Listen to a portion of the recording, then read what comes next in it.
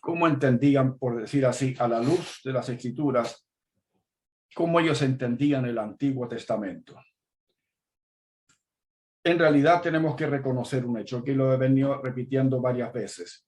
No podemos entender e interpretar el Apocalipsis sin tener un profundo conocimiento del Antiguo Testamento. Es la clave.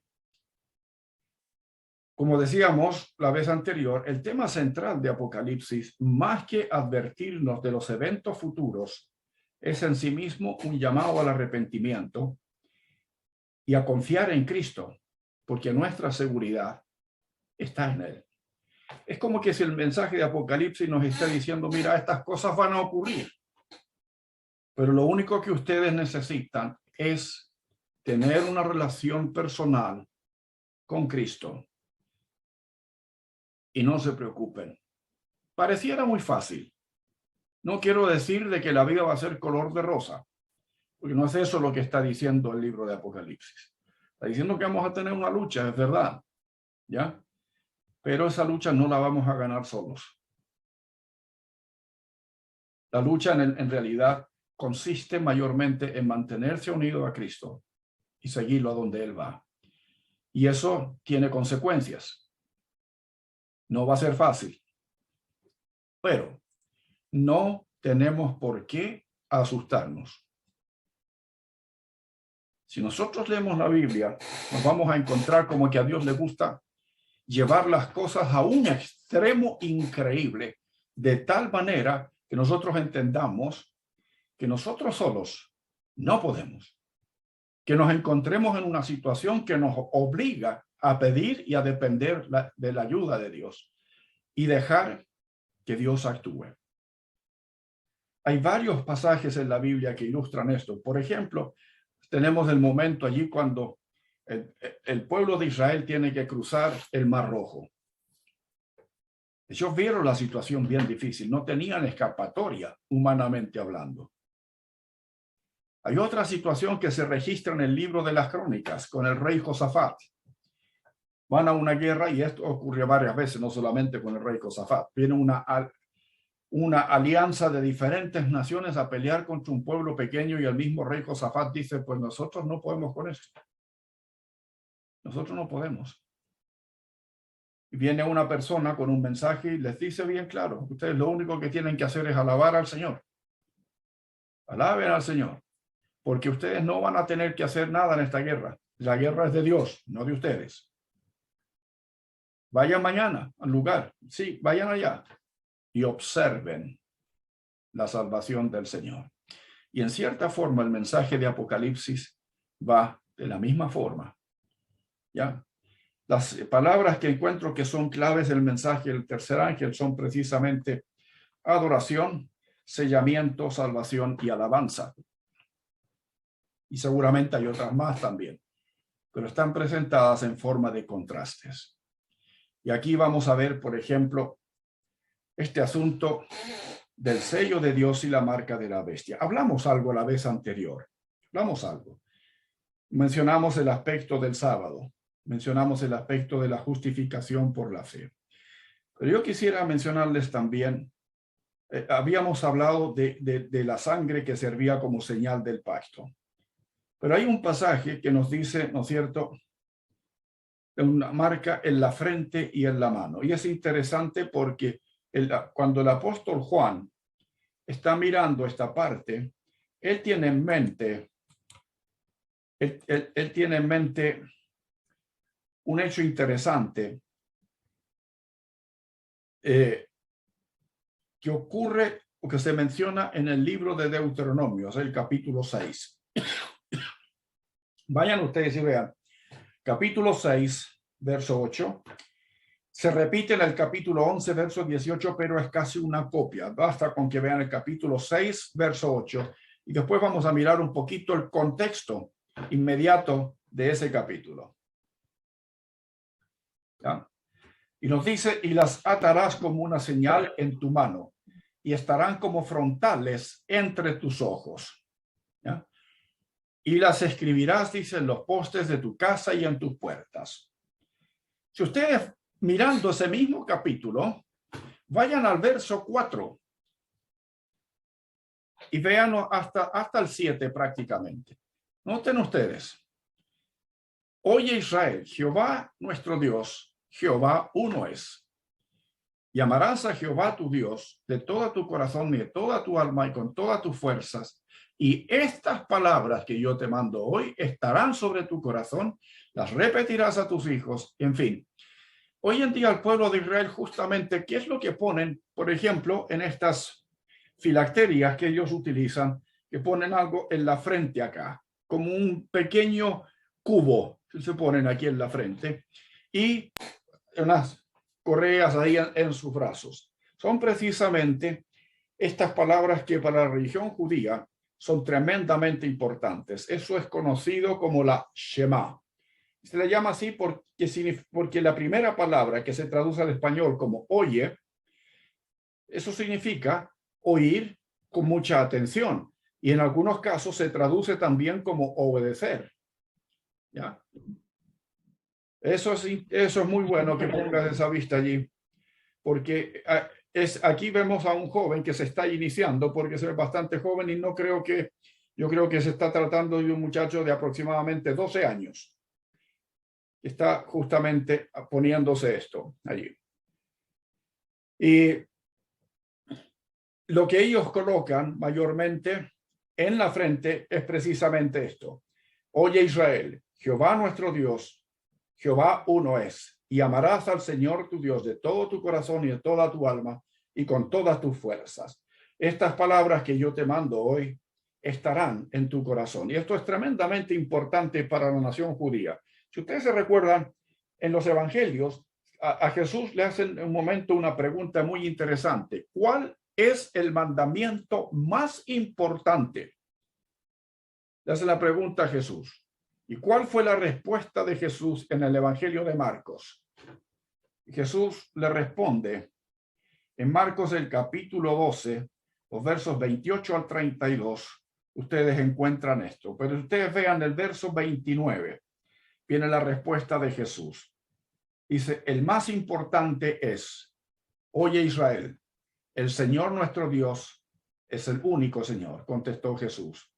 Y ama al Señor tu Dios con todo tu corazón, con toda tu alma, con toda tu mente y con todas tus fuerzas. Y el segundo es semejante. Ama a tu prójimo como a ti mismo. No hay otro mandamiento más importante que estos. Y si vemos la reacción de ese rabino judío, noten lo que el rabino le dice. Tienes razón al decir que Dios es uno solo y que no hay otro fuera de él. Amarlo con todo el corazón, con todo el entendimiento y con toda la fuerza, y amar al prójimo como a uno mismo, es más importante que todos los holocaustos y los sacrificios. Miren qué interesante la observación que hace este rabino. Pero eso nos demuestra lo importante que eran esas palabras. Y lo interesante es que que Juan justamente se toma de este pasaje para decir poner un sello en la frente y en la mano. Ahora, si leemos bien el contenido de ese sello, encontramos allí también la idea de adoración, pertenencia a Dios, prácticamente todo. Oye Israel, Jehová es tu Dios. En otras palabras, nos está haciendo un llamado. Ya, Jehová uno es. Jehová dice, y además dice, y amarás al Señor tu Dios. La palabra amar. Aquí todos los enamorados. Para que haya amor o para que el amor se practique, se necesita alguien que ama y alguien que es objeto de ese amor. Tienen que haber mínimo 2 personas. Por lo tanto, la expresión ama al Señor es una expresión relacional. La pregunta aquí, en cuestión, en el libro, en el mensaje de los 3 ángeles, ¿con quién te estás relacionando? ¿A quién le estás creyendo? ¿Ya? Y si vamos al Edén, lo que ocurrió allí fue que justamente decidimos, o en Adán decidimos no creerle a Dios.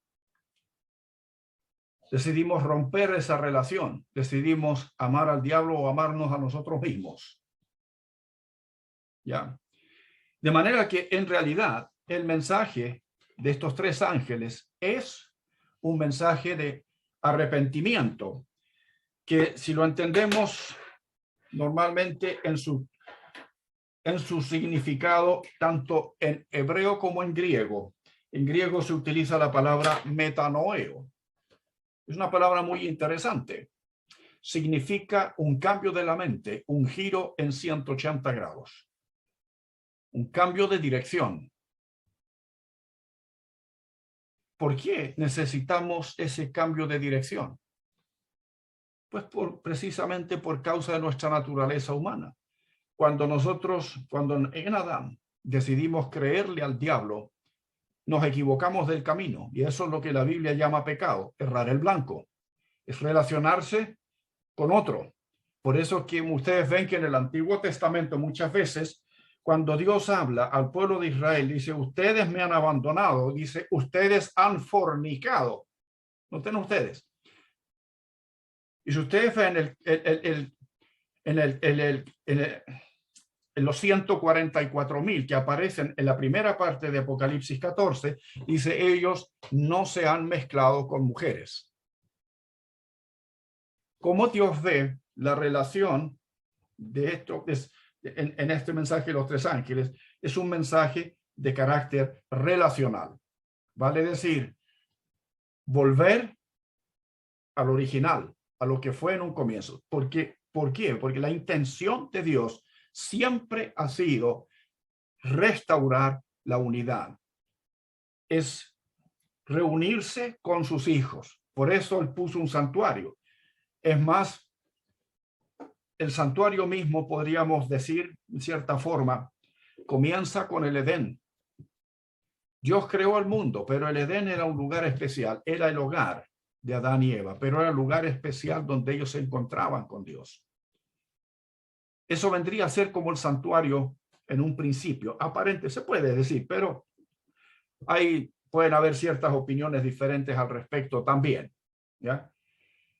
Cuando se pierde la relación con Dios, nótese qué pasó con el Edén. Tuvieron que salir de allí. Tuvieron que salir de su hogar. ¿Ya? Porque la relación se había roto. Y entonces, nosotros vemos cómo posteriormente Dios con el pueblo de Israel toma la iniciativa y le dice, y me harán un santuario para que habite yo en medio de ellos. La intención de Dios es siempre estar con sus hijos.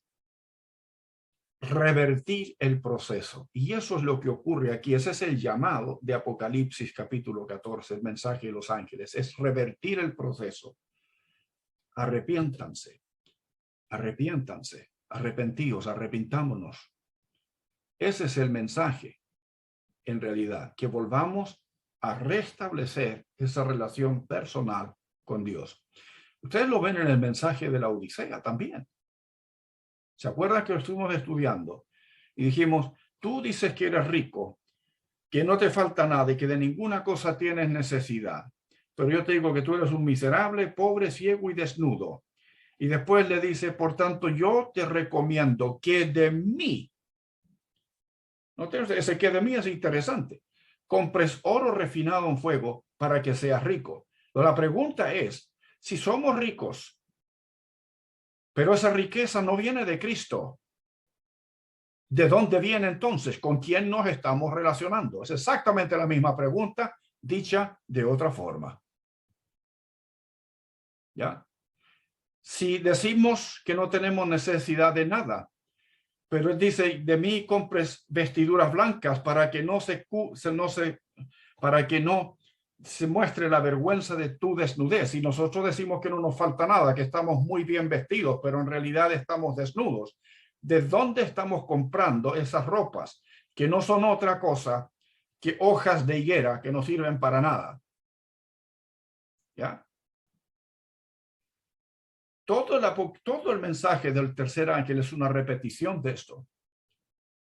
Temed a Dios y dadle gloria, porque la hora de su juicio es venida. En otras palabras, amen a Dios, júntense con Él, restablezcan la relación personal con Él.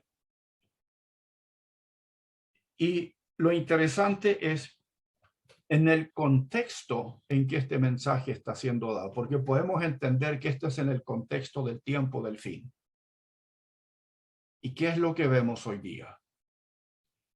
En las iglesias, y no hablemos de lo que hay fuera, porque ahí está peor la cosa.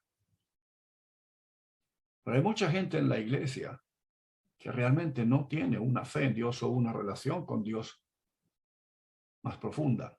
Motivos pueden haber muchos, pero necesitamos trabajar con esa parte. La incredulidad en el mundo sigue avanzando y a veces con pena, pareciera ser que al final del tiempo se está produciendo un cuadro muy similar al que ocurrió con el pueblo de Israel previo a ir cautivos a Babilonia, donde la fe se perdió por completo. Noten ustedes, si ustedes leen la historia del rey Josías, tanto en el libro de los reyes, en las crónicas, ¿ya? Ustedes van a ver un rey fantástico, buenísimo, un hombre tan interesado, tan intensamente luchó él por dar vuelta a esa situación. Lo triste que, si ustedes se dan cuenta, en el fondo ni los propios hijos le siguieron, escasamente alguna que otra persona. Pero los hijos echaron abajo todo el trabajo que su padre había hecho. Y tuvieron que ir a Babilonia. El mensaje, digamos, como decía el pastor, nos habla en forma de contrastes. Pero esos contrastes se deben mayormente a que tenemos libertad de elección. Pero esa libertad de elección no significa que elijamos lo que queramos, siempre las consecuencias que vamos a tener van a ser buenas. No. Cada vez que elegimos algo, nos guste o no, elegimos las consecuencias también. ¿Ya? No digo esto para asustar a nadie. La idea mía es mayormente decirles como Dios le dijo a su pueblo, y aquí los pongo frente a la muerte y la vida. Somos libres de elección, es verdad. Podemos elegir cualquiera de las dos, pero nótese lo que dice Dios. Dios no es, como les dijera yo, no es que no le importe la elección que hagamos. A Dios sí le importa la elección que hacemos, pero Él no nos obliga. Nos dice, escoge la vida. Escoge la vida. ¿Ya? Nos recomienda, porque a Él no le da lo mismo lo que elegimos, pero Él respeta nuestra libertad de elección. ¿Ya? Y estamos aquí, el mensaje de estos tres ángeles es en esencia exactamente lo mismo. Si ustedes adoran a Dios, pero si ustedes adoran a la bestia, ahí están los dos caminos. Escoge adorar a Dios para que vivas. Pero si escoges lo otro, las consecuencias se verán. No es un castigo de Dios, es el resultado de nuestra propia elección. ¿Ya? Y así podríamos continuar. Una de las cosas es que nosotros debemos entender es justamente que en respecto a este sellamiento y con respecto a las cosas de Dios, Satanás tiene un plan de salvación, pero que es un plan privado de misericordia. Es una salvación por obras. Y uno encuentra en la historia una cantidad de ejemplos acerca de esto. ¿Ya? Por ejemplo, en la mentalidad judía existía esta idea de que si él cometía una mala acción, después tenía que hacer una buena acción para compensar todo eso. ¿Ya? Y hay gente que a veces entendemos mal las cosas, y yo no quiero hablar de malas intenciones, pero a veces tampoco quiero dar la idea de que tengo, digamos, como quien dice, las respuestas para todo. ¿Ya? Sin embargo, he visto a personas que no se dan cuenta que en su manera de actuar están pretendiendo ganarse el cielo por las obras. Y se enredan en una cantidad de cosas, en interpretaciones raras, que les digo, man, no es exageración. He visto gente incluso llegar hasta la desnutrición por entender mal este aspecto de la reforma de la salud en la iglesia. ¿Ya?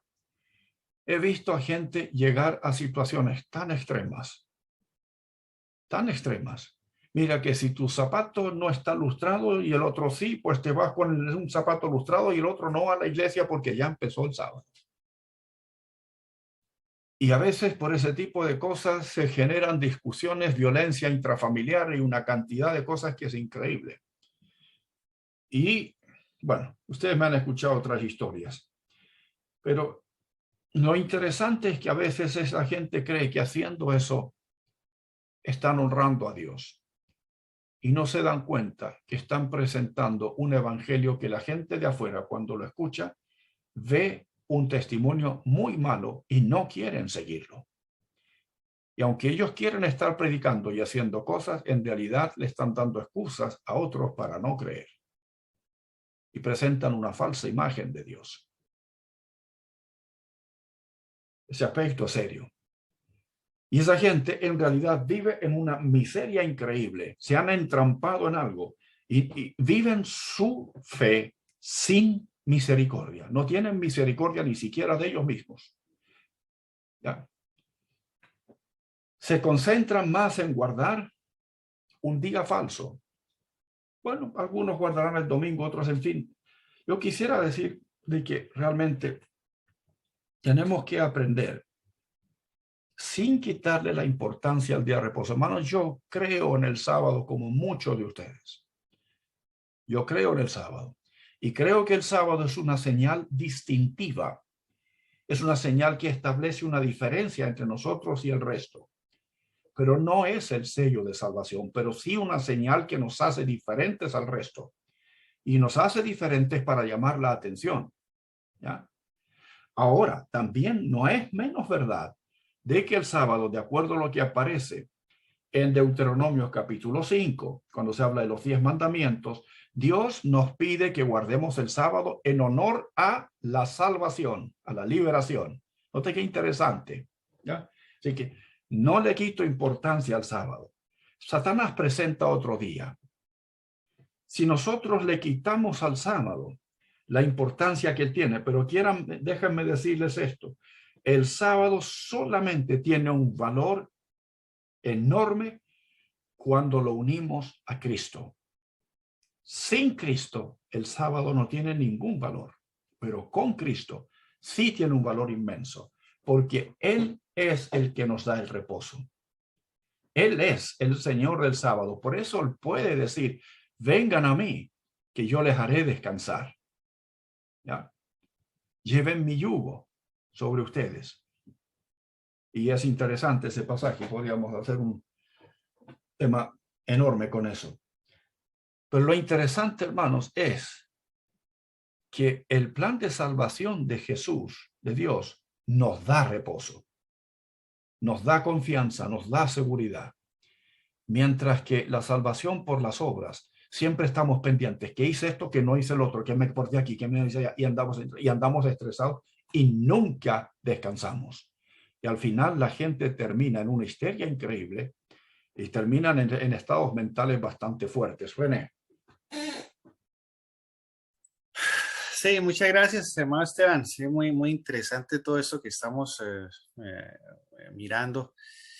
Ese tema del sello de Dios y la marca de la bestia es algo que siempre me ha tenido intrigado, más porque digamos que siempre se ha apuntado al tema de la creación de una ley dominical donde pues básicamente el que no adore en domingo, pues entonces ya queda excluido de la sociedad. Sin embargo, claro, lo que presenta el hermano Esteban es mucho más abarca mucho más porque es un tema de adoración, ¿sí? Y al final no es solamente un tema de que vamos a guardar el sábado, vamos a guardar el domingo, es más a quién yo estoy adorando.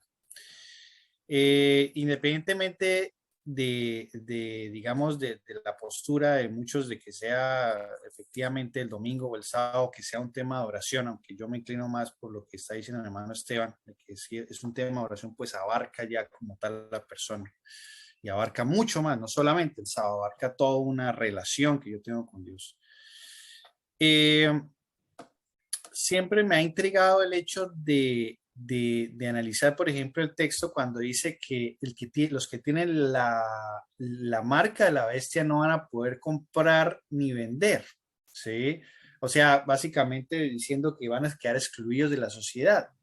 El tema es, viendo la evolución del mundo y de la sociedad actual, el mundo no tiende a ser laico, ¿sí? No tiende a ser religioso, tiende a ser secular, ¿sí?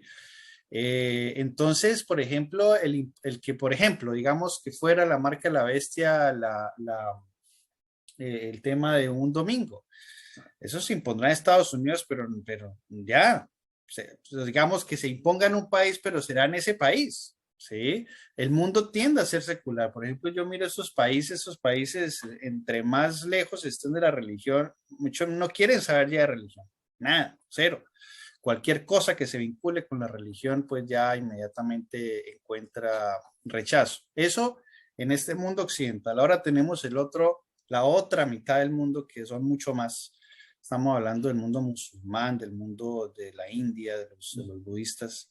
Que se imponga un día sobre ellos, pues obviamente nunca van a seguir una ley de eso, y menos que digamos, Estados Unidos no tiene injerencia sobre ellos.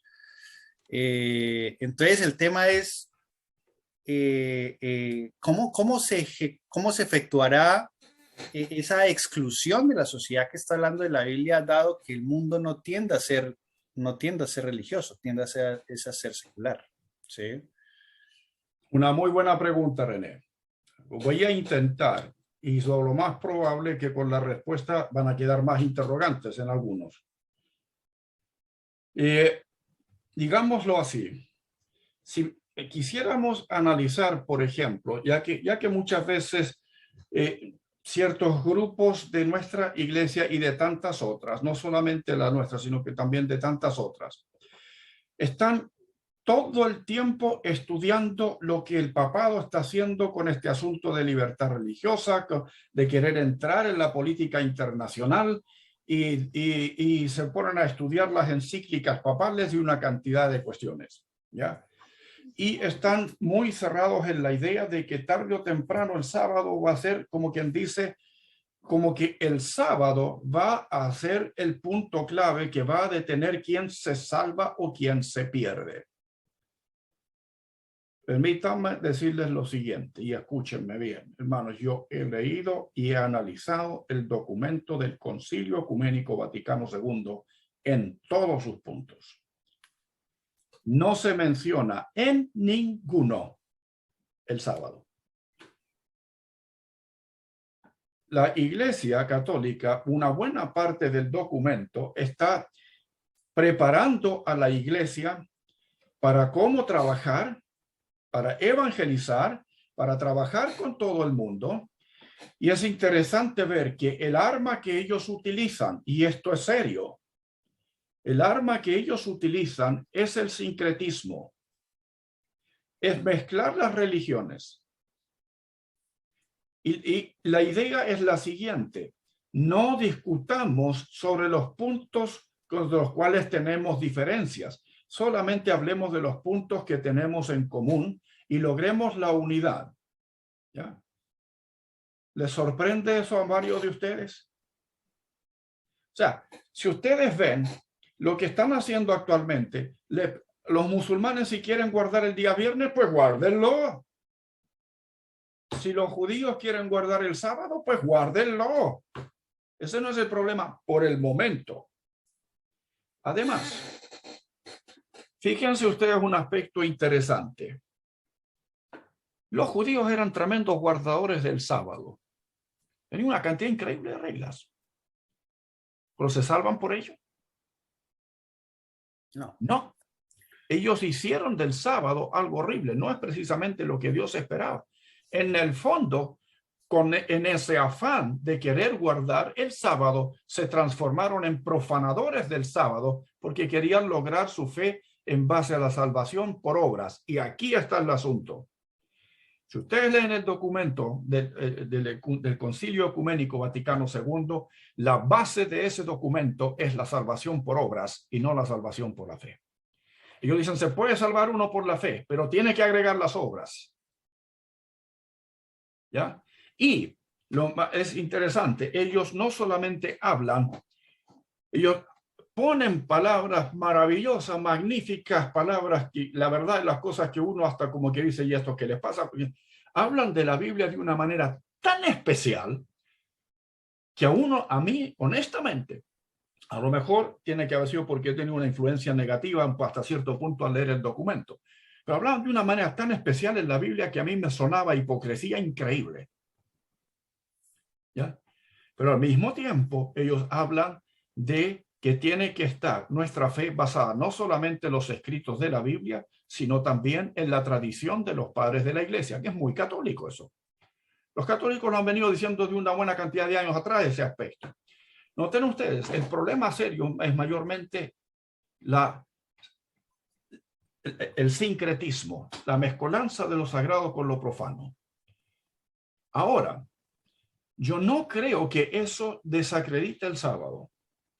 Yo creo que con el tiempo, igual la situación se va a notar y el sábado va a ser importante también. Porque en ese sincretismo de cosas se corre el riesgo, y es un riesgo muy serio, y vean ustedes, la Biblia en el Antiguo Testamento lo muestra claramente. ¿Qué es lo que hizo Israel en sus cultos? Sincretismo. Mezcló al Dios con los dioses paganos a tal extremo que no hacían diferencia con los dioses. ¿Y cuál fue la consecuencia? Perdieron la noción de lo que era verdad. No sabían distinguir entre lo que era falso y verdadero. ¿Ya? Es realmente horrible lo que ocurrió ahí. Lo que aquí pasa no es nada nuevo, ya está en el Antiguo Testamento. Este aspecto del sincretismo es el que tenemos que tener cuidado, y sobre todo el énfasis en la salvación por obras. Que finalmente van a venir grupos, y si quieren que, mi opinión, voy a decir mi opinión, nadie tiene por qué opinar de la misma forma. Yo creo que en la iglesia desde hace mucho tiempo hemos venido hablando de que si va a haber una especie de ecumenismo, pero esto se va a dar en dos sentidos. Algunos se van a unir en ese aspecto de la salvación por las obras y otros se van a unir por esto de la salvación por la fe. Y de hecho, yo les puedo decir ya que se está produciendo una polarización a nivel mundial hoy día. Se está viendo claramente, ¿ya? En medio de toda esta situación, esto se va a ir intensificando. Y a medida que la gente vaya aprendiendo más, van a ir comprendiendo verdades que antes no conocían de la Biblia, y entre ellos va a aparecer también la verdad del sábado, pero correctamente entendido. ¿Me entienden?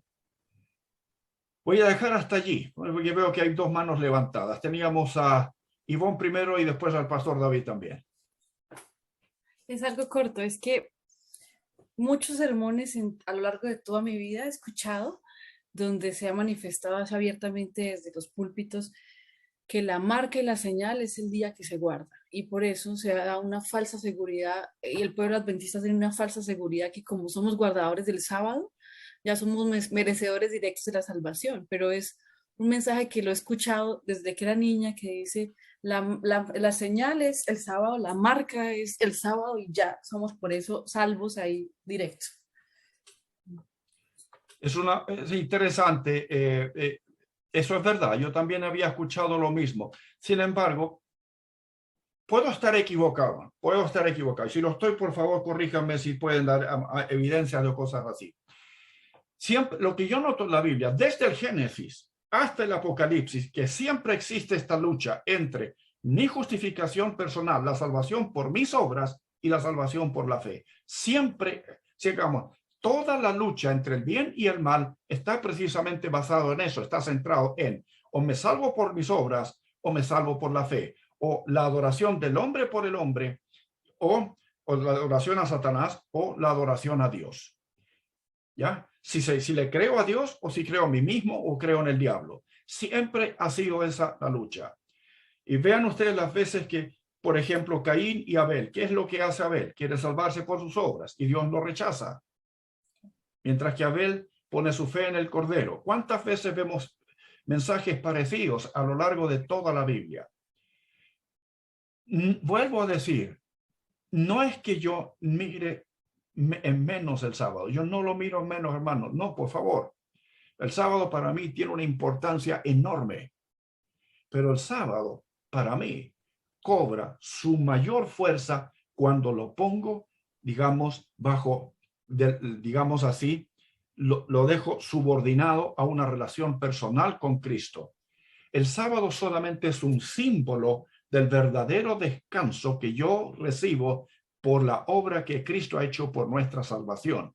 Y yo guardo el sábado como una celebración anticipada de la victoria que ya está garantizada para nosotros.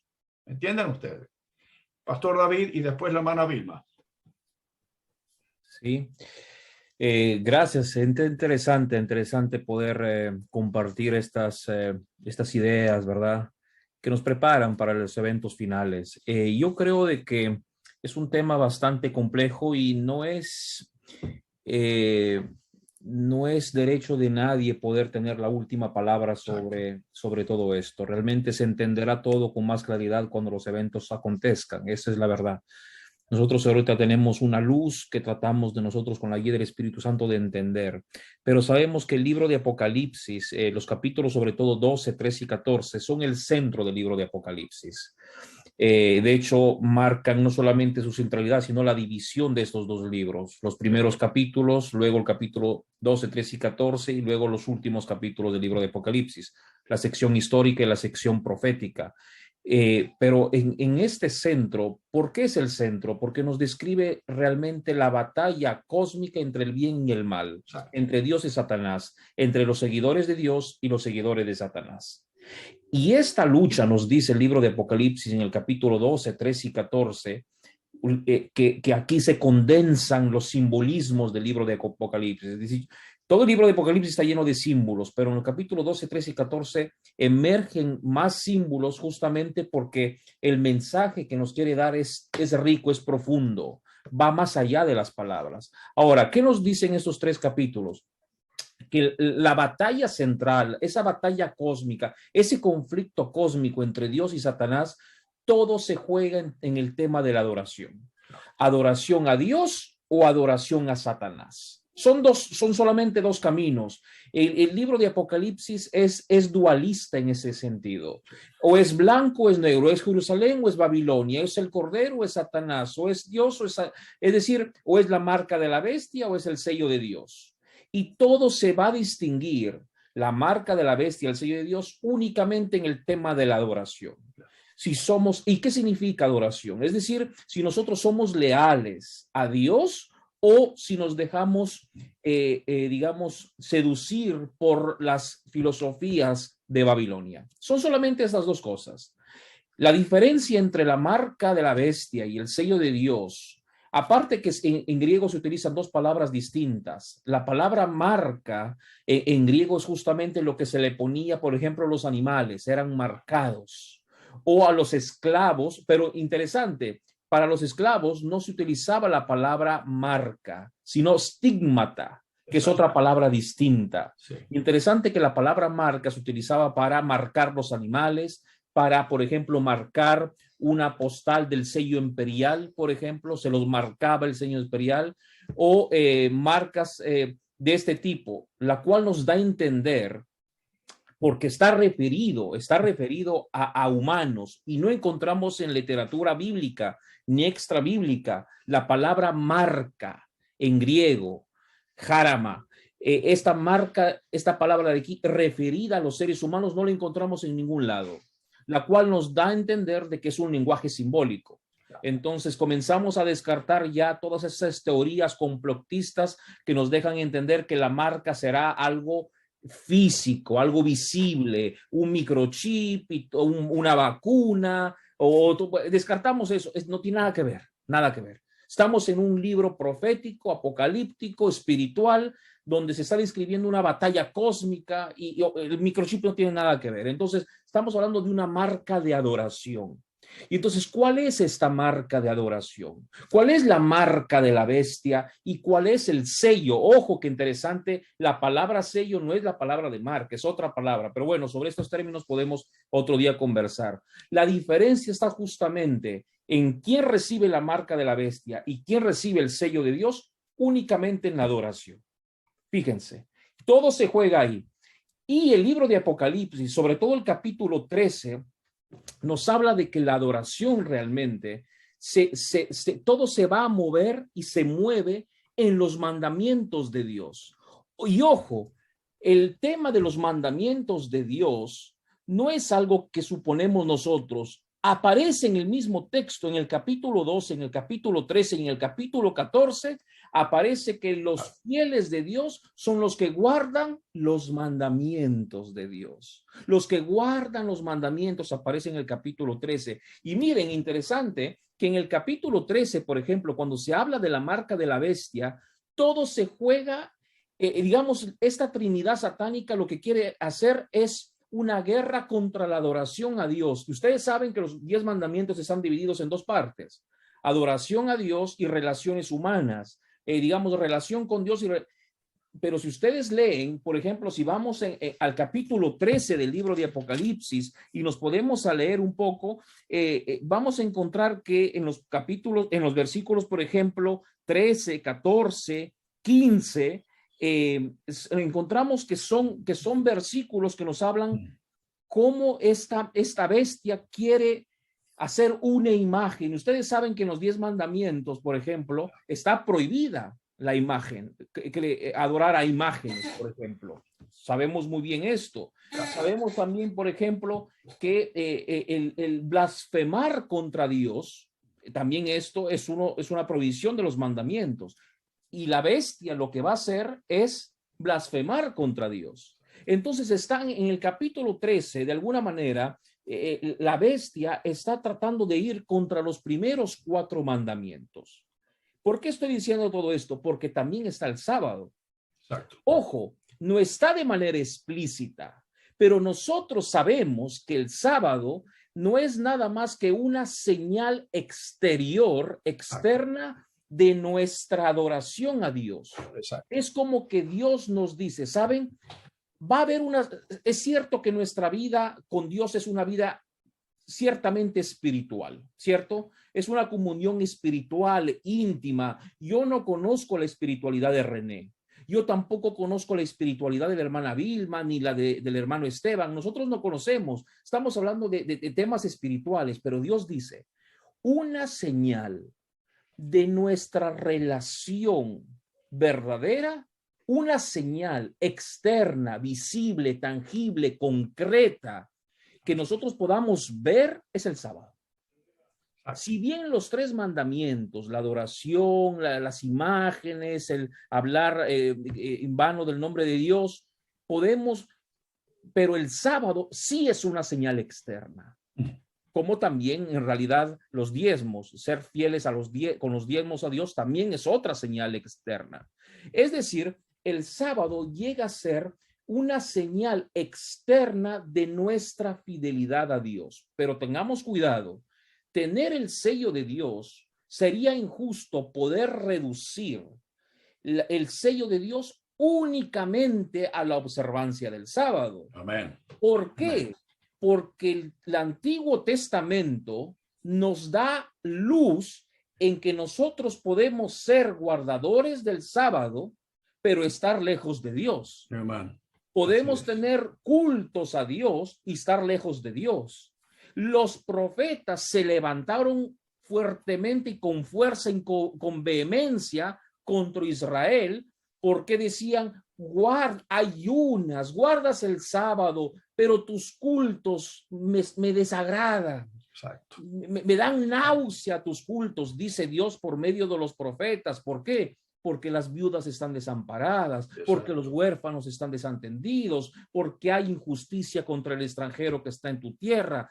Es decir, no podemos nosotros vincular el sello de Dios únicamente a la observancia del sábado. La observancia del sábado sí es una señal externa de nuestra adoración a Dios. Y el libro de Apocalipsis nos dice que los verdaderos adoradores de Dios tendrán el sello de Dios. Estamos ciertos. Y el sábado es una de estas señales. Por supuesto, hemos visto que en el mensaje angelical hay una clara referencia directa con el cuarto mandamiento. Estamos claros en esto. Pero también es cierto que en la Biblia el sello de Dios de manera explícita, específica, clara, nos dice que el sello de Dios son aquellos que tienen el Espíritu Santo, el Espíritu de Dios en ellos. ¿Se dan cuenta? Es decir, pues ustedes conocen bien la cita bíblica de cómo el apóstol Pablo nos dice claramente que el sello de Dios es la presencia del Espíritu en la vida del cristiano. Es decir, de alguna manera, con estas dos nociones, el sábado, claro que es el sello de Dios, pero no es únicamente, no podemos limitar, enjaular el sábado en lo que es el sello de Dios. No puede ser, porque si bien es una señal externa, también es una señal limitada, limitante, porque no porque somos observadores del sábado. Los judíos también son observadores del sábado. Hay muchos adventistas que somos observadores del sábado. Si bien eso no puede ser exhaustivo, es por eso que el apóstol Pablo nos dice que el sello de Dios es la presencia del Espíritu Santo. Entonces, ahí nos queda claro entonces que el sello de Dios va mucho más allá. Pero referente a la pregunta de René, y con esto termino rápidamente, porque el texto nos dice también que no podrán comprar y vender. Sí. Y es claro. Ahora, hay que entender que estamos en un capítulo altamente figurado. Entonces, sería de alguna manera injusto poder tomar literal el comprar y vender. Puede ser que tenga una connotación literal, que literalmente no se pueda comprar y vender. Está referido, el comprar y vender está referido al ataque que hace el enemigo con los fieles de Dios. Ellos no podrán comprar y vender. Entonces, está claro de que puede que tenga, no lo excluimos. Es difícil tener una palabra final sobre eventos que no estamos contemplando aún. Pero estamos en un libro, sobre todo simbólico, pero en un capítulo ciertamente simbólico. El dragón, el mar, el desierto, llueve fuego. Encontramos, todo el capítulo es altamente simbólico, lo cual significa la marca. Entonces la marca no es literal. El sello tampoco es literal, lo estamos entendiendo bien, que no estamos hablando de un sello literal, que no vamos a tener nada en la frente, tampoco nada en la mano para la marca de la bestia, por ejemplo, nada en la frente para el sello de Dios. Entonces, puede ser de que tenga sus connotaciones literales, pero yo me inclino más en un tema simbólico. Entonces, tendríamos que entender qué significa comprar y vender dentro de la economía de Apocalipsis, es decir, dentro del libro de Apocalipsis. ¿Qué significa comprar y vender dentro de este libro? Porque en este libro nosotros tenemos que entender qué cosa Juan quería comprender. Y está claro que el capítulo 13, la cual aparece este comprar y vender que encontramos, el capítulo 13 está en paralelo, o mejor dicho, es muy conectado, muy fuertemente conectado con el capítulo 17 y el capítulo 18. Capítulo 13 hay que leerlo en perspectiva del capítulo 17 y del capítulo 18. Yeah. Y nosotros encontramos que en el capítulo 17, en el capítulo 18, ustedes van a encontrar, por ejemplo, el capítulo 18, versículo 3, capítulo 18, versículo 15, si por ahí no estoy mal, que encontramos los que son los mercaderes de la tierra. Es decir, aquellos que se ocuparon de hacer negocios con Babilonia, con la ramera. Es más, cuando llega el juicio contra Babilonia, estos mercaderes lamentan el juicio de Babilonia porque ya no pueden comerciar con Babilonia. Ojo, eso es muy importante. Entonces aparecen estos mercaderes que compran y venden a Babilonia, y cuando llega el juicio a Babilonia, la ramera, estos mercaderes lamentan. ¿Por qué? Porque ya no pueden. Entonces entendemos que estos mercaderes son un lenguaje simbólico también. Y estamos hablando de Babilonia, otro lenguaje simbólico. ¿Quién son estos mercaderes de Babilonia? ¿Quién son aquellos mercaderes que venden y compran? Y sobre todo, ¿qué cosa venden y compran? Exacto. Estamos hablando de comercio, de pan, de jugo. No, estamos hablando en un lenguaje fuertemente espiritual. Exacto. Entonces entendemos que los mercaderes de Babilonia, los mercaderes del capítulo 18, son aquellos vendedores comerciales figurados que venden y distribuyen mercadería espiritual, sus doctrinas a Babilonia. ¿Se das cuenta? Exacto. Es por eso que ellos, cuando Babilonia cae, las doctrinas espirituales que venden a Babilonia, que comercian de Babilonia hacia los demás, pues quedan frustrados, quedan chasqueados, porque Babilonia cae y ellos no tienen más comercio. Ahora, si estamos de acuerdo con esto, entendemos entonces que de alguna manera a los que tienen el sello de Dios les hará prohibido comprar y vender, ¿qué cosa? La palabra de Dios. Aquí vamos. Significa que entonces el pueblo de Dios será fuertemente perseguido o restringido en sus actividades. Exacto. Pero obviamente viene la sana preocupación que tiene René y que tengo también yo. Estamos en un mundo altamente tolerable. Estamos en un mundo donde es difícil hoy poder comprender que llegará un momento en el cual se quitará la libertad a personas para poder expresar su fe. ¿Por qué? Porque estamos en un mundo de libertades, de derechos, de leyes humanitarias. Estamos en un mundo altamente así. Es decir, es difícil que hoy, como hoy, alguien pueda prohibirle libertad de religión, libertad de expresión, libertad de pensamiento, libertad de palabra a alguien, porque pues el mundo se rebelaría contra. Es decir, pero es cierto también, y pues aquí va una apreciación únicamente personal, que si es que lo que opina, lo que piensa esa determinada religión, denominación, pueblo o parte del pueblo, de alguna manera es visto como causante de un daño mayor, entonces sí puede ser intolerante. Exacto. Sí puede ser intolerante. Entonces estamos viendo hoy, si nosotros leemos los hechos actuales, que en realidad el mundo se está coalizando hacia una plataforma común. Todos estamos de acuerdo sobre el bien ecológico, todos estamos de acuerdo sobre el bien de la familia, todos estamos de acuerdo sobre la paz en la tierra. Cualquier tipo de discurso que va contra será visto como un discurso intransigente, será visto como un discurso intolerante, será visto como algo que no encaja contra la libertad que nosotros, es decir, en el momento que nosotros comenzamos a predicar una palabra, digamos así, dualista, es decir, o es así, en un mundo lleno de grises, un mensaje donde dice el sábado y únicamente el sábado, donde dice Dios y Dios creador, no a la evolución, en un mundo donde dice el matrimonio es únicamente heterosexual, en una religión donde te dice absolutamente no aborto, en una religión donde te dice que la definición de género te la da la genética y no te la da tu opinión personal ni la escuela de referencia. Estamos de acuerdo que estamos ante un discurso intolerante.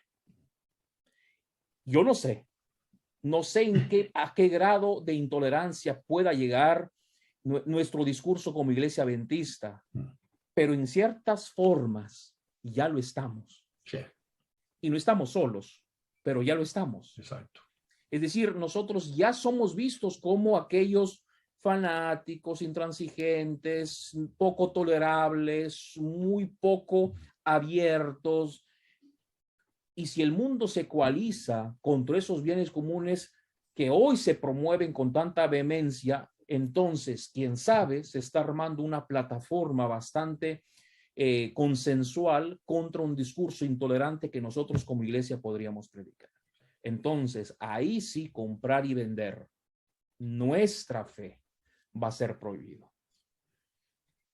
Como digo, René, yo no sé si es que pueda ser tomado de manera literal, pero a la luz de Apocalipsis 17, de Apocalipsis 18, donde los mercaderes de Babilonia, ellos sí salen a llevar la mercancía de Babilonia. ¿Y qué mercancía tiene Babilonia? Estamos hablando de una iglesia apóstata. Ese es el mensaje de Babilonia, lo sabemos. No estamos hablando de una Babilonia literal, estamos hablando de una iglesia apóstata. Sus mercaderes son aquellos que venden la doctrina de Babilonia. Y los que no pueden vender, ni comprar, ni vender, entonces llegará el momento que los fieles de Dios, que tendrán el sello de Dios, no podrán más comprar y vender.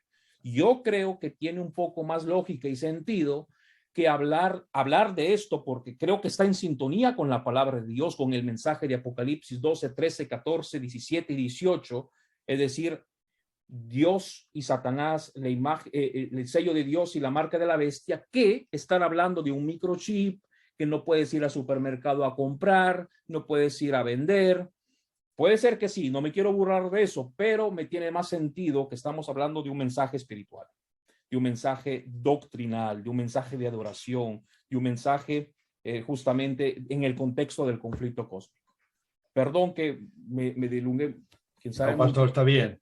Ahí mi cortito, le doy el paso inmediatamente a Vilma y también a Luis, que ya tiene el brazo bien cansado. Solamente quiero decirles que en el Antiguo Testamento, creo que en el libro de Éxodo, dice también, y les di mis sábados para que fueran por señal de que yo soy Jehová, que los santifico. Y a mí me llama mucho la atención eso, porque está muy de acuerdo con lo que dice el pastor acá. La palabra santificar significa apartar para un uso diferente. Lo podemos entender en ese sentido, ¿ya? Ahora sí, entonces, hermana Vilma, después tengo a Luis y después tendría a René. Hermana Vilma.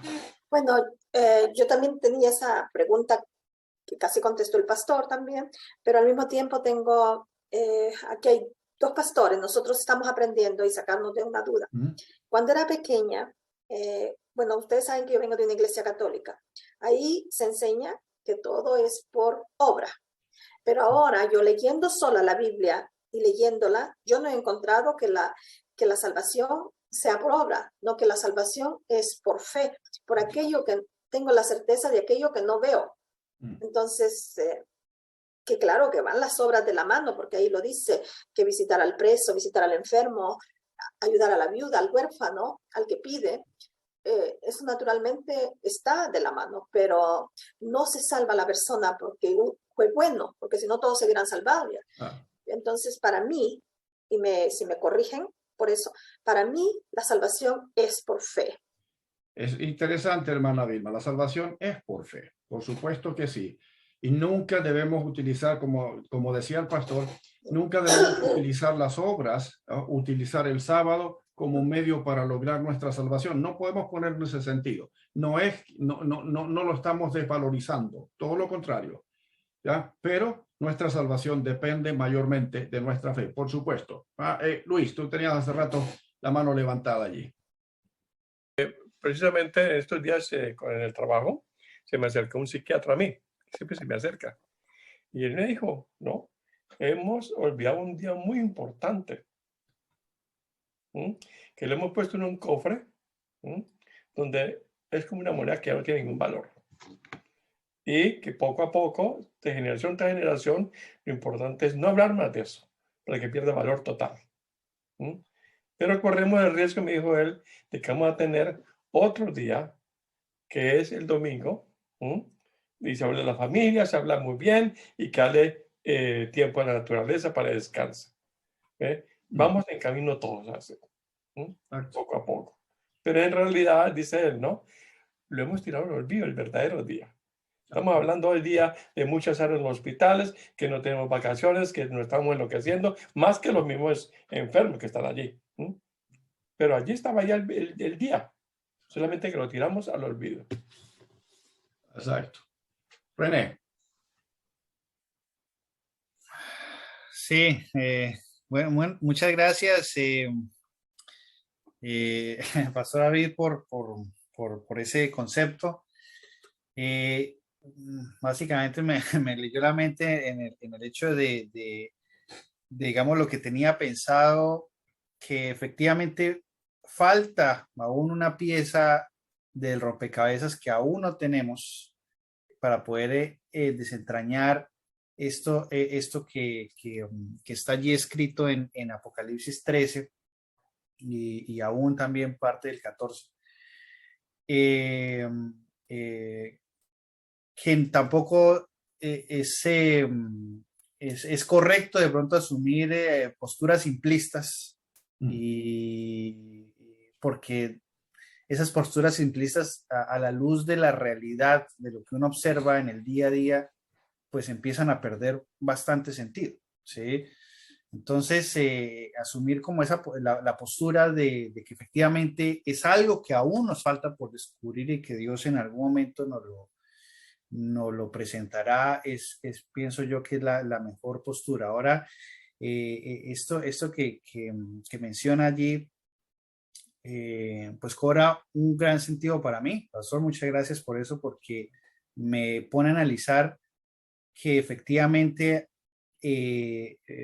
esta exclusión de la sociedad comienza primero con una exclusión ideológica, ¿sí? Y puede ser que al final sí efectivamente sea literal que no se podrá comprar y vender, pero antes primero comienza una exclusión en el intercambio ideológico, ¿sí? A nivel ideológico. Ya no hay posibilidad. Cada vez ese pueblo de Dios al que pues deseamos poder pertenecer, vamos a ser cada vez más restringidos, más recluidos, ¿sí? Vamos a ser cada vez más cortados en nuestros espacios para poder hablar y disertar. Y también cobra mucho sentido, entonces, en conexión con esto, el hecho de lo que dice ayer hermano Esteban del sincretismo, porque el sincretismo es el intercambio libre de ideas, ¿sí? Al final, ¿sí? Todos compartimos una misma unidad en pensamiento, en todo, y esto es lo que tiene que ver con una Babilonia, una coalición en donde dentro de esta coalición pueden comprar y vender, pueden intercambiar ideas entre ellos sin ningún problema, pero los que no compartan los que no estén en esta coalición, no pueden intercambiar ideas, no pueden llegar a crear este comercio ideológico. Sí, así que pues bastante, me parece muy interesante. Muchas gracias, hermano Esteban, y muchas gracias, Pastor David. Tenemos a nuestra hermana Eunice por allí que levantó la mano. Creo que tienes que activar el micrófono, profe. Ya. Buenas tardes para todos. Hoy ya estoy sintiendo el calor de Colombia.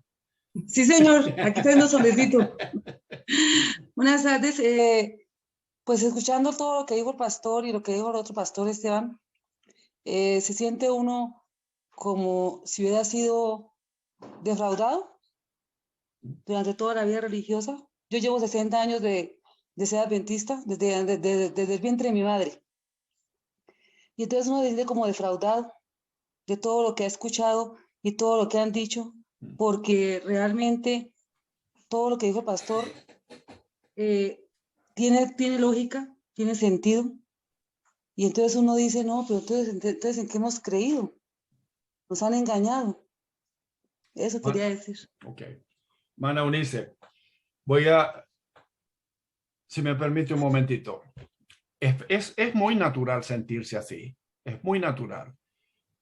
En muchos sentidos, a veces esto ocurre porque en la iglesia, sin mala intención, más bien por falta de conocimiento, por falta de algunas cosas, a veces hemos tomado algunas posiciones como por ejemplo asumir que todo lo que creemos es una verdad absoluta. ¿Dónde está el problema aquí? El problema número uno es que nos da una falsa seguridad. Nos sentimos seguros y cada cosa que ataca a esa seguridad la desechamos porque nos vemos amenazados. Y por eso que muchas veces no queremos salir afuera y a tratar de entender un poquito más lo que la Biblia dice. Pero permítanme decirles una cosa. La verdad de la Biblia es progresiva. De hecho, yo creo que tanto el pastor David como yo, lo único que sabemos, lo poco y nada que sabemos, es solamente una gota en el océano. Nos quedan muchas cosas por descubrir. Que uno se siente engañado, hermana Eunice, lo entiendo perfectamente. ¿Sabe? Yo he vivido esa situación varias veces y en situaciones muy especiales. Pero no puedo hablar en todos los casos de mala intención, sino que lo que sí puedo decir de que eso ha sido el resultado de una mala comprensión de algunas cosas. Y porque queremos aceptar eso como verdad absoluta, se produce el segundo problema. Cuando creemos conocer toda la verdad, se produce un estancamiento. Ya no necesitamos saber más. Y entonces queremos defender esa verdad absoluta porque estamos convencidos de que es así. No es por mala intención, sino que porque estamos convencidos de algo, ¿ya? Y porque si salimos de ese algo, nuestra seguridad, esa seguridad que teníamos por allí, se ve amenazada. Admito, sí, que en una otra posición donde uno quiere ir aprendiendo más, cada vez más, también se corre otro riesgo, que a veces por aprender más estamos aprendiendo demasiado y yendo en una dirección equivocada. También existe ese riesgo, ¿ya? Pero, mana, yo le quiero decir en primer lugar, yo sé que esa es una situación muy triste. Y usted no es la única. Hay mucha gente que se ha sentido igual.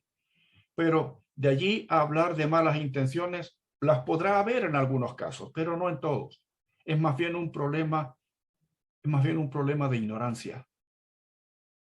A veces porque nos hemos querido mantener allí, o es más bien porque no queremos salir o experimentar algo de lo cual no nos sentimos muy seguros y nos sentimos amenazados. Y por eso pasan estas cosas. Sí, Hay pues. que tener mucha misericordia, así como Dios la tiene con nosotros, con todos los hermanitos esos que nos andan machacando con sus cosas, teorías raras y cosas por el estilo. Hay que orar por ellos. Hay que orar por ellos y trabajar por ellos también. René. Muchas gracias. Sí, a ver, yo pienso que, a ver, lo que se ha presentado en la iglesia como tal desde sus inicios no ha sido un engaño, porque ha sido algo impresionante. Cada generación, desde los inicios de la iglesia apostólica, ha vivido conforme a la verdad y a la luz que se le ha dado. La luz que tenían los apóstoles podría yo llegar a decir que es incluso en menor intensidad que la que tenemos hoy en día, porque hoy en día tenemos un conocimiento impresionante de todas estas profecías y todo esto. La luz que tenían allí los fundadores de nuestra iglesia es incluso de menor intensidad que la que tenemos hoy en día si somos juiciosos en el estudio de la palabra de Dios. Entonces, cada generación ha vivido conforme a hacerlo. Yo pienso que el problema es en la radicalización, ¿sí? Y ahí es donde el hermano Esteban dice algo muy, muy, muy interesante, ¿sí? El problema es cuando yo digo es que esta es la verdad absoluta y el que no cree así ya queda excluido, ¿sí? Porque eso anula por completo cualquier posibilidad de interacción, cualquier posibilidad de crecimiento, ¿sí? Y ¿cómo me siento yo? ¿Sí? Me siento que las cosas han adquirido un nuevo significado, un mayor significado. Es algo que yo he visto en todo este proceso que hemos estado estudiando el Apocalipsis y ahorita aún más lo confirmo, es que el tema de lo que se nos ha recalcado desde chiquitos sobre que el sello del sábado y el domingo, eso sigue siendo vigente, ¿sí? Pero ahorita adquiere una mayor dimensión porque no es solamente el sábado y el domingo, es un tema de adoración, es algo más grande, es algo que abarca la integralidad del ser entero, ¿sí? Restringirlo a solamente el sábado y el domingo no es hacer justicia a lo que quiere decir el texto del Apocalipsis. El problema entonces ha sido la radicalización con que muchas personas en la iglesia lo han presentado con que eso es y punto, no se sale ahí. Ahí anula entonces cualquier posibilidad de entender el mayor panorama, el panorama global, que es lo que en este momento estamos descubriendo. Estamos saliéndonos de un punto específico que era allí el sábado y el domingo, la riña entre el sábado y el domingo, no, ahora algo mucho más grande, mayor. Sí, que lo incluye también, pero es algo mayor, algo impresionante y que pues básicamente a mí personalmente me deja asombrado. Por eso, sí, de nuevo muchas gracias, sí, muchas gracias por esta disertación. Bueno, el tiempo ya se nos fue hace rato, como siempre, pues estamos contentos por eso, ni nos dimos cuenta. Vamos a continuar la próxima semana, los dejamos invitados ya. Y ya yo creo que podemos avanzar con el capítulo siguiente, el capítulo 15. Podemos verlo la próxima semana. Así es que bienvenidos a esta misma hora en el mismo canal el próximo miércoles. Que Dios les bendiga a todos y cada uno. Vamos a terminar con una oración también. Querido Dios y Padre, gracias realmente para nosotros, por la labor que tenemos que hacer. Es realmente gratificante, Señor, ver cómo esto está transformando la vida de mucha gente. Yo oro honestamente, Dios mío, que ellos todos tengamos una mejor comprensión de tu persona, de todo lo que tú haces por nosotros, que haga que nuestra relación personal contigo sea más enriquecida y nos sintamos cada vez más bendecidos por esto y que nos encamine por el camino correcto siempre. Bendice a nuestros hermanos en todas partes. Bendice a tu iglesia. Bendice a tus hijos que te buscan de corazón en todas partes. En el nombre de Jesús. Amén. Que tengan un lindo fin de semana. Un abrazo grande para toda la gente en Colombia. Y si las cosas siguen así ligerito, me van a tener por allá. Ojalá, pastor. Aquí nos quedamos. Sí, que tengo 150 parientes en Colombia que yo no sabía que existían, así que voy a ir de todas maneras. Pues unos más. Bueno, mejor todavía. Si lo hablamos a nivel de iglesia, pues ahí la cosa se aumenta bastante, ¿verdad? Esteban. Bienvenido cuando quieran. Esteban. Gracias. Esteban. ¿Sí? ¿Sabe usted cuál es el peligro que ir a Colombia? ¿Qué cosa? Deja su corazón allá. Que se quede. Uy, Deja su corazón no allá. me diga que me va a pasar lo mismo que a un doctor, ¿cómo se llama? Doctor David Livingstone, que cuando se murió, los africanos dejaron el corazón de Livingstone en África. Y al cuarto se lo mandaron además. Usted vuelve a recuperar. El peligro que debería a Colombia es que se queden en Colombia. Eso, sí. Bueno, va a ser un placer de todas maneras. Vamos a ver, el Señor lo permite, así será. Bueno. Dios les bendiga. Hermanas, muchas gracias por todo. Chao, chao. Hermano, chao, Pastor David, chao. Chao, hermano Esteban. Chao, chao. Chao.